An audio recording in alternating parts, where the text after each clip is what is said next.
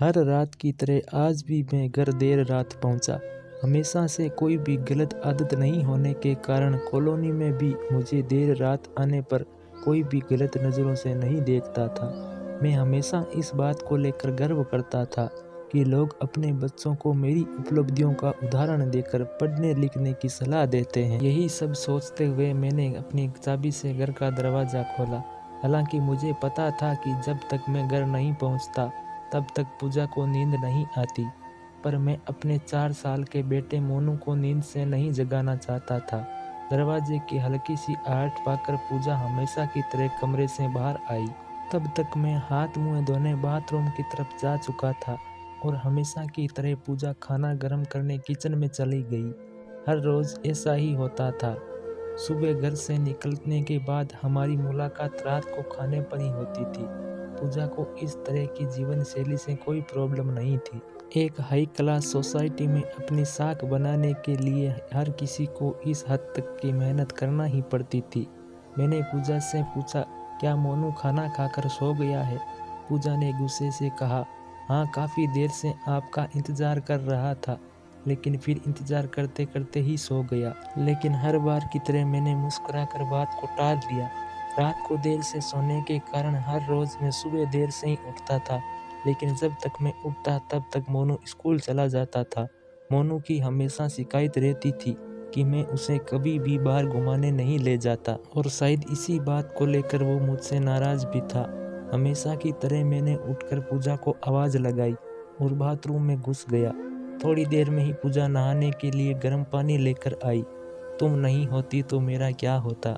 हमेशा की तरह मैंने पानी की बाल्टी लेते हुए अपना घिसा पिटा डायलॉग मारा और हमेशा की तरह ही पूजा मुस्कुराते हुए खाने की तैयारी करने किचन में चली गई। जब मैं ऑफिस के लिए तैयार होकर जब मैं डाइनिंग टेबल पर आया तो मोनू मुंह फुलाकर बैठा था। मैंने कहा, क्या बात है जनाब, आज स्कूल नहीं गए? मैंने प्यार से मोनू के बालों पर हाथ घुमाते हुए बोला। मोनू गुस्से से बोला, आज संडे है और मैं काम की भाग दौड़ में ये भी भूल गया था कि आज संडे है, और आज के दिन मैंने मोनू के साथ मूवी जाने का प्रॉमिस किया था, लेकिन आज तो मुझे क्लाइंट मीटिंग के लिए ऑफिस जाना था। मुझे ऑफिस जाता देखकर मोनू को अपना मूवी प्लान खतरे में पड़ता दिखाई दे रहा था और शायद इसीलिए वो मुझसे गुस्से से बात कर रहा था। मोनू बोला, पापा, आप 1 घंटे में कितने पैसे कमा लेते हो? मोनू ने पहले कभी इस रवैये से मुझसे बात नहीं की थी। शायद गुस्से में उसने ऐसा कह दिया। मैंने कहा, लगभग 1000 रुपये। मोनू बोला, क्या आप मुझे 500 रुपये उधार दे सकते हो? मैंने कहा, लेकिन तुम्हें पैसे क्यों चाहिए? मैंने थोड़ा गंभीर होते हुए पूछा। मोनू मुँह फुलाकर बोला, चाहिए। खैर, मैंने मोनू को 500 रुपये दे दिए। मोनू उठा और अंदर से अपनी गुल्लक ले आया। मोनू ने अपनी गुल्लक से 500 रुपये निकाल कर 1000 रुपये मेरे हाथ में रखते हुए कहा, क्या आप कल से मुझे आपका 1 घंटा दे सकते हैं? मुझे आपके साथ बैठकर खाना खाना है। मैंने कहा, बहुत बिगाड़ रखा है तुम्हारी मम्मी ने तुम्हें, और मैंने मोनू को एक थप्पड़ भी लगा दी। लेकिन आज ऑफिस जाते हुए मेरे मन में बस यही सोच रहा था कि इस भागदौड़ भरी जिंदगी में क्या सब कुछ खरीदा जा सकता है।